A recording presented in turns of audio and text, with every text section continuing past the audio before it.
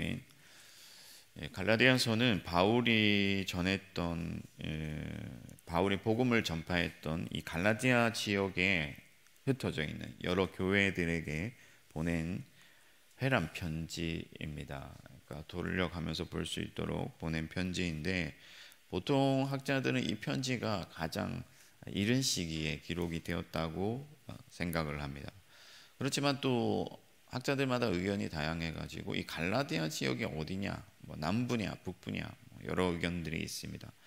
분명한 사실은 이 교회가 바울이 복음을 전하여 세워졌는데, 그럼에도 불구하고 바울이 떠난 뒤에 얼마 지나지 않아서 다른 이단들에 의해서 현혹되었고 걸려 넘어지고 말았다 하는 것이죠. 바울은 갈라디아 교회의 이러한 상황을 전해 듣고 크게 안타까워하면서 이 절망 가운데서 이 편지를 쓰고 있기 때문에, 그래서 다른 어떤 편지보다도 바울의 이 논조가 격양되어 있어요. 그러니까 몹시 좀 이렇게 흥분된 상태에서 이 편지를 쓰고 있다 하는 것이죠. 같은 이유에서 이 편지에는 뭐 기원이나 축복이나 하나님을 높이는 찬송이나 교회에 대한 감사나 이런 내용들이 전혀 등장하지 않고 곧바로 본론으로 들어가고 있습니다. 이 바울이 격양되어서 이 교회를 책망하고 있다면은 이 성경을 읽는 모든 교회들도 마땅히 이 말씀에 주의를 기울여서 역시나 같은 잘못을 반복하지 않도록 해야 되는 것이죠. 그럼 우선 갈라디아 교회의 잘못이 뭐냐? 그들의 잘못은 바울이 전한 복음, 원래의 복음, 진짜 복음에서 떠났다 하는 거죠. 이 복음에서 떠났다는 것은 그리스도를 떠났다는 거예요. 그리스도가 복음이시고 복음을 통해서만 그리스도를 만날 수 있기 때문에, 그리스도를 믿고 따를 수 있기 때문에 복음에서 떠났다는 것은 그리스도를 떠났다는 것이죠. 이 갈라디아 교회를 현혹한 거짓 교사들, 이단들은 할례당 혹은 유대주의자들이라고도 불리는 자들이었는데, 그들은 하나님의 나라의 유업을 받으려면, 구원을 받으려면 이 땅에서 이 유대식의 외적인 표징들, 예를 들면 할례라든지 이런 것들을 반드시 받아야 된다고 주장을 했어요. 그래서 많은 사람들이 할례에 동참하고 또 어떤 외적인 표지들, 뭐 금식이나 안식일이나 절기들 이런 것들을 지켜야 된다고 주장하고 갈라디아 교회들이 이것을 수용했습니다. 그러나 이 바울은 그것들이 다 거짓 복음이다, 다른 복음이다 하면서 그런 복음을 전하는 자들은 하늘의 천사라도, 어떤 권위 있는 사람이라도 저주를 받는다라고 말하고 있습니다. 이처럼 바울이 전파한 참 복음을 버리고 거짓 복음에 속아 그들의 가르침에 동참한 것이 갈라디아 교회의 가장 큰 잘못이다 하는 거예요. 어떤 사람들은요, 뭐 예수님만 잘 믿으면 되지, 뭐 성경 공부나 뭐 교리 공부나 그런 게 중요한가라고 말씀하고 하는 분들이 있는데, 사실은 그렇지 않습니다. 예수를 믿는데 믿음의 내용이 중요해요. 무엇을 믿고 있는가? 하나님이 어떤 분인가?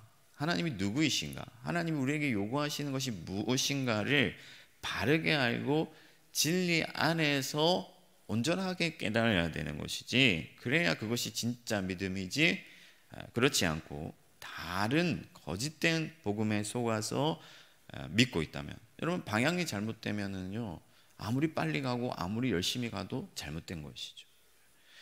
그래서 여러분, 유대인들도 율법을 받았지만 그 율법을 심각하게 오해함으로 말미암아 하나님께 징계를 받았잖아요. 그리고 그리스도 예수를 십자가에 못 박았죠. 자기의 주인이시고 그들의 왕이신 예수를 십자가에 못 박았습니다. 그래서 온전한 진리의 복음을 믿고 따르고 거짓 가르침에 속지 않아야 되는 것이죠. 그럼 우리는 어떻게 해야 되는가? 가장 먼저 참된 복음에 귀를 기울여야 된다 하는 겁니다. 참된 복음에 귀를 기울여야 된다. 이단에 가장 잘 대처하는 방법이 뭐냐면은, 뭐 이단 사상을 배우고 또 그런 것도 중요하겠지만은 진짜 복음을 확실히 아는 것이죠. 그것이 이단에 잘 대처하는 거예요. 잘 모르기 때문에 넘어가는 거예요.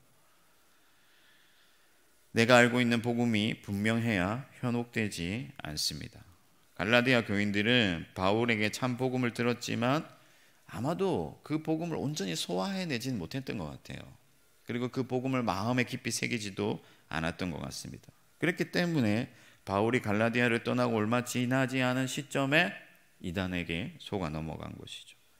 그래서 바울은 그것을 이상하게 여긴다라고 말씀하고 있습니다. 내가 이상히 여긴다. 그 이유가 뭐냐면은 바울이 황당하다 하는 그런 심정을 표현할 수 있지만은 사실은 그래서는 안 되었다라는 것을 강조하는 말씀이죠. 너희가 그것을 복음을 떠나서 다른 복음으로 넘어가는 것이 정상이 아니다 하는 거예요. 그들이 굳게 붙잡아야 했을 복음의 내용이 뭐냐면은 우리가 바울이 갈라디아 교회에 어떤 내용을 가르쳤는지는 잘 알 수가 없어요. 왜냐하면 그런 기록들이 남아있지 않으니까. 그러나 바울이 다른 교회에 전한 편지나 이런 전체 내용을 보면 바울이 전한 복음의 내용이 무엇인지를 우리가 알 수가 있죠. 그 핵심은 6절 말씀에 있습니다. 그게 뭐냐면은 은혜로 부르셨다 하는 거예요. 은혜로 부르셨다. 우리가 구원을 받은 것은 하나님의 전적인 선물이고 은혜다 하는 거예요. 우리가 할례를 받거나 안식일을 지키거나 금식을 하거나 헌금을 많이 한다고 해서 구원을 받는 것이 아니고 오직 예수 그리스도의 공로와 하나님의 은혜로 구원을 받는다 하는 것이죠. 그래서 바울은 이 복음을 그들이 깊이 깨닫고 제대로 알기를 원했고, 그래서 이제 이후에 1장 이후에 계속해서 율법에 대해서 말씀을 하고 있습니다. 그러면 오늘 이 새벽에 이 말씀을 듣고 있는 저와 여러분들은 어떠한가? 어떤 분들은요, 저는 뭐 배워도 잘 몰라요. 들어도 금방 잊고 또 잘 모르겠습니다 하면서 잘 안 배우시려고 해요. 여러분, 금방 잊어버리면요 계속 배우면 됩니다. 배우고 또 배우면 되는 것이죠. 매일같이 새롭게 깨달으면 되는 것입니다. 여러분, 베레아 성도들이 날마다 하나님의 말씀이 참으로 그러한가 하면서 날마다 연구하고 묵상했는데 성경은 그들이 고상한 자들이다 라고 말씀하고 있습니다. 예수님은 제자들에게 묻고 답하기를 자주 하셨죠. 왜 그러냐면요, 예수님은 그들이 모르길 원하지 않으셨어요. 알기를 원하셨어요. 그래서 너희는 나를 누구라 하느냐 묻고 제자들에게 가르치기를 좋아하셨습니다. 오랜 세월 동안 교회는 하나님의 진리가 무엇인지에 대해서 고민하고 연구하고 때로는 이단들과 싸우면서 이 진리를 확립해 왔는데, 그게 뭐냐면 바로 교리예요. 교리. 오늘날 우리가 믿고 있는 표준 교리들이 있습니다. 사실 그런 공부들을 좀 해야 되죠. 예전에는 세례받고 학습받으려면 그런 교리 공부가 필수적이었어요. 그런데 오늘날에는 이제 뭐든지 속성으로 하다 보니까 그런 것들을 잘 가르치지도 않고 잘 배우려고 하지도 않습니다. 여러분, 격가지만 알거나 대충 알거나 적당히 알면은 하나님의 복음을 붙잡을 수가 없습니다. 다른 복음에 넘어가기가 쉽습니다. 온전한 복음을 깊이 알고 바르게 알고 굳게 붙들어서 어떠한 거짓된 말씀에도 속지 아니하고 하나님의 복음을 굳게 붙잡고 하나님께로 나아가야 마침내 하나님의 영광을 얻고 우리가 구원에 이르게 되는 것이죠. 여러분, 진리 안에서 여러분들의 믿음을 굳건히 세우시기를 축복합니다. 그래, 흔들리지 않는 그 견고한 바위 위에 집을 지어야 마지막 때까지 이룰 수가 있는 것이죠. 오늘 이 새벽에도 하나님의 진리가 항상 우리에게 굳건하기를 기도하는 여러분들 되시기를 바랍니다. 두 번째는요, 복음에 대하여 경각심을 가져야 된다 하는 거예요. 무슨 말이냐면 다른 복음은 없습니다. 다만 가짜 복음이 있는 거죠. 현혹하는 복음이 있는 것인데 하나의 복음뿐이에요. 예수님께서 우리에게 단번에 그 복음을 주신 거예요. 이것은 변하지 않는 진리입니다. 그러나 사단은 이 거짓 복음을 통해서 교회를 혼란스럽게 만들어서 진짜 복음으로부터 멀어지게 만들려는 전략을 가지고 있다 하는 거예요. 그래서 우리가 가진 이 복음을 사수하고 파수하고 지켜야 될 어떤 의무와 사명이 있는 것이죠. 그래서 경각심을 가지고 다른 복음이 우리의 복음을 혼잡스럽게 하지 못하도록 주의하고 지켜내야 된다 하는 겁니다. 원수 사단은 어떻게든 이 진리를 오염시켜서 교회를 핍박하고 제압하려는 그런 속내를 가지고 있지만은 우리는 깨어 하나님의 진리를 온전히 분별하고 복음을 사수해야 된다 하는 것이죠. 이단들이 항시 복음을 오염시킬 수 있다는 사실에 주의하고 아무렇게나 길을 열지 않아야 된다. 여러분, 하늘의 천사라도 저주가 있다고 했습니다. 외적으로 보이는 어떤 현상들이 좋아 보이고 매력적으로 보이고 그것이 참으로 맞는 것 같아도 주의를 기울여야 된다 하는 거예요. 하늘의 천사가 와서 말하더라도 그것이 거짓된 것이고 성경에서 벗어난 것이고 진리가 아니라고 한다면은 단칼에 외면해야 한다 하는 것이죠.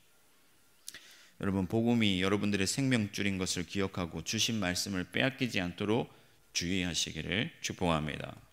요즘은 특히 더 주의해야 돼요. 얼마나 많은 콘텐츠들이 넘쳐나고 있습니까? 이단들이 판치기 너무 좋은 세상이죠. 그러니까 여러분, 뭐 예를 들어서 주일에 말씀을 들었는데 그래도 좀 부족하다. 그럼 집에 가서 또 유튜브 찾아서 말씀을 찾아 들을 수 있습니다.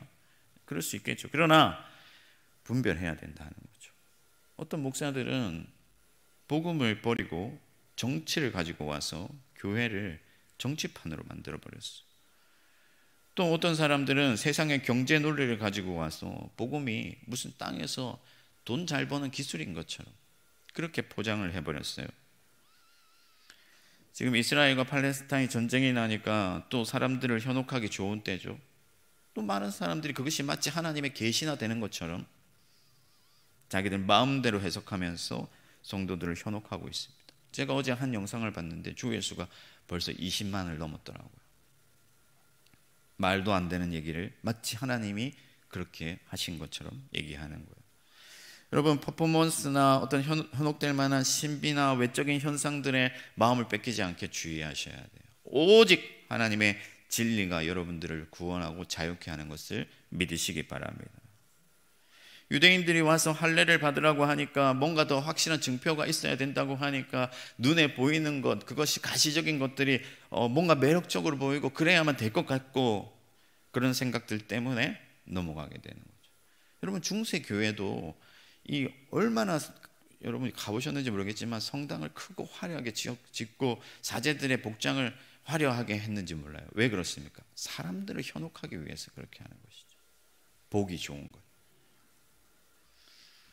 여러분, 육신의 눈에 속아서 마음을 빼앗기지 말고 영의 눈을 뜨고 진리를 온전히 분별하고 참된 복음, 투박하고 미련할지라도 여러분들을 구원하는 그 예수 그리스도의 온전한 진리에 메인바 되시기를 축복합니다. 마지막 세 번째는 하나님을 기쁘시게 해야 된다 하는 거예요. 하나님을 기쁘시게 해야 된다.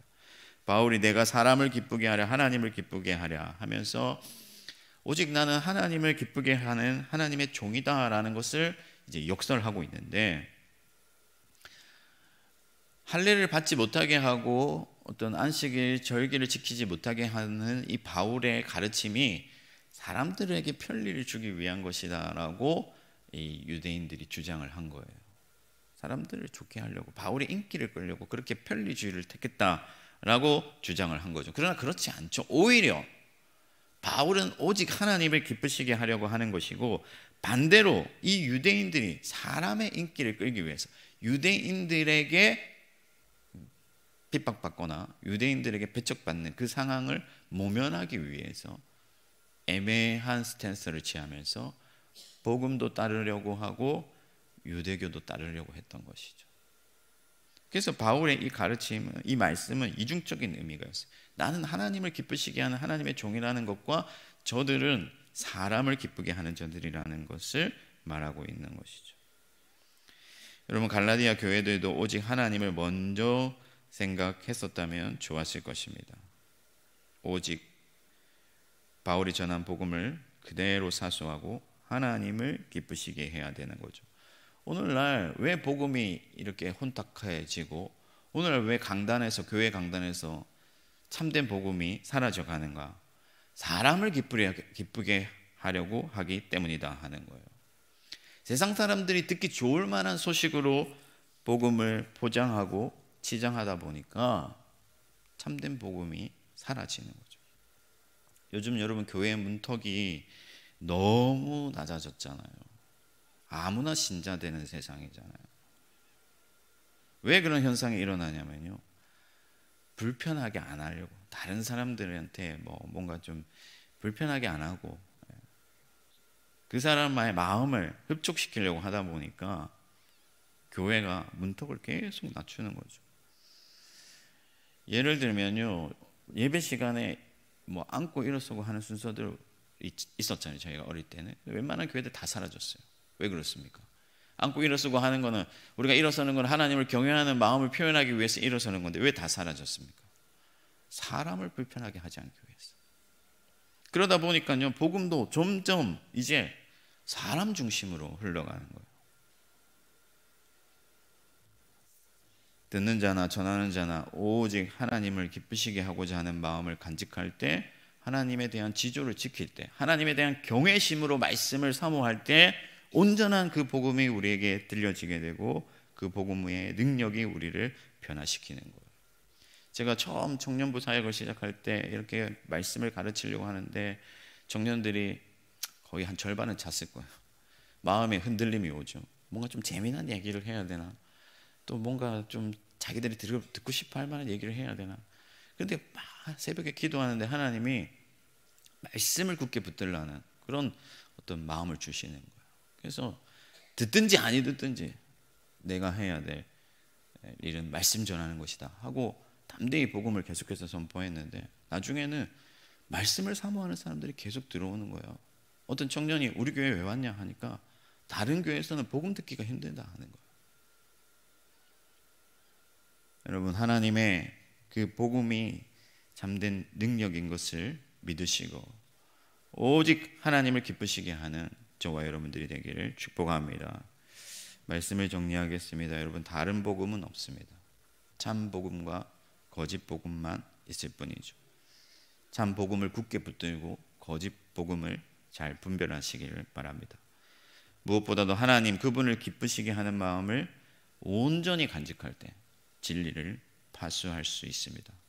오늘도 이 새벽에도 진리 안에 살기를 기도하고 그 진리를 온전히 파수함으로써 하나님을 기쁘시게 하고 하나님의 영광에 참여하는 저와 여러분들 되기를 주님의 이름으로 축원합니다. 하늘에 계신 우리 아버지, 아버지의 이름을 거룩하게 하시며 아버지의 나라가 오게 하시며 아버지의 뜻이 하늘에서와 같이 땅에서도 이루어지게 하소서. 오늘 우리에게 일용할 양식을 주시고 우리가 우리에게 잘못한 사람을 용서하여 준 것 같이 우리 죄를 용서하여 주시고 우리를 시험에 빠지지 않게 하시고 악에서 구하소서. 나라와 권능과 영광이 영원히 아버지의 것입니다. 아멘.